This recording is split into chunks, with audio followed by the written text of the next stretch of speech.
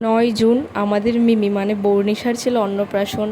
আমার দাদার আর ঈশার ইনভাইট ছিল, তাই আমি আর ঈশা আগের দিন গিয়ে এই রূপোর চামচটা কিনেছিলাম। রূপোর চামচ আর বুঝছি না ভাই, বড় লোক এখন। ওর মিমি মামারা আগের দিন বাজু দেখাচ্ছে, ঈশা বলছে না বাজু চামচ ছাড়া নেই ভাই, আমরা এখন শুধু রূপোর চামচই নেবো, আর কিছু বাজু ফাজু বলছে না। তারপর ওর বিয়েতে একবারে সোনার চেন দেবো, এইসব বলতে বলতে আমি চলে গেছিলাম ওদের বাড়ি। ওর কারণ আমার সেদিন ওদের বাড়ি ফটোগ্রাফির কাজ ছিল, তাই আমি আগে আগে গেছিলাম। আমাকে দিয়ে তাই চামচটা পাঠিয়ে দিয়েছিলো, কারণ বলছিল ঈশা যে ও চামচটা নিয়ে যা, ওকে যেন পায়েস খাওয়ায় ওটা দিয়ে ওর খাওয়ানোর সময়। তাই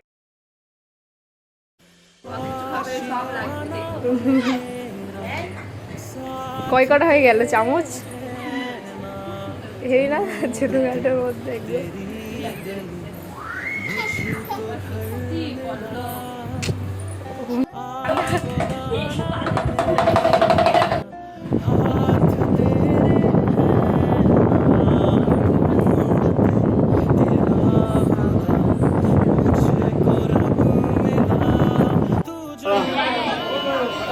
আর একটু পায়েস খাও।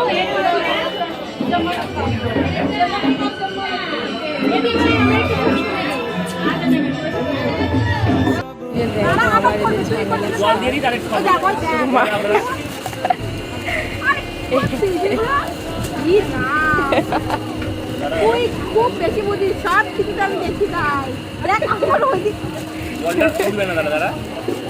স্পেশাল লোকজন ঠান্ডা জল আনিয়েছে।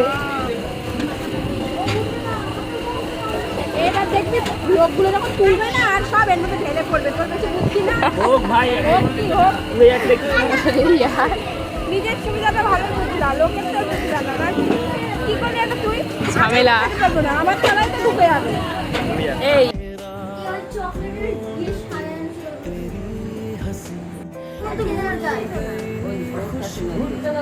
বাবন হাত দাও, হাত দাও, ওই হাতে ওই হাতে কাটছে।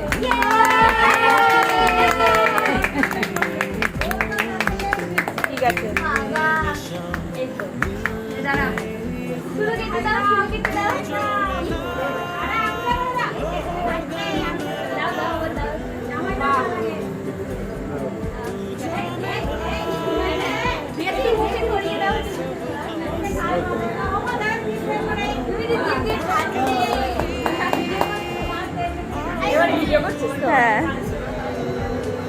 হ্যাঁ আর জুম করতে হবে।